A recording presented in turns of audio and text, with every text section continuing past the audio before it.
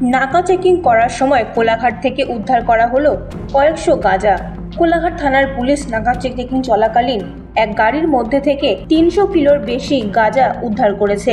Kolaghat police সূত্রে জানা গিয়েছে, কোলাঘাট থেকে কলকাতা যাওয়ার সময় একটি পণ্য বোঝাই গাড়িতে চেকিং করার সময় পুলিশ এই পরিমাণ গাঁজা উদ্ধার করেছে।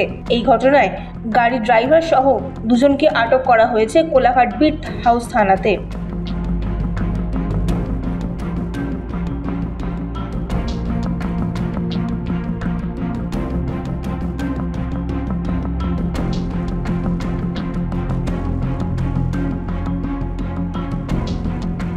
কোলাঘাট থেকে নিরোচের প্রতিনিধির রিপোর্ট, এএনএম নিউজ।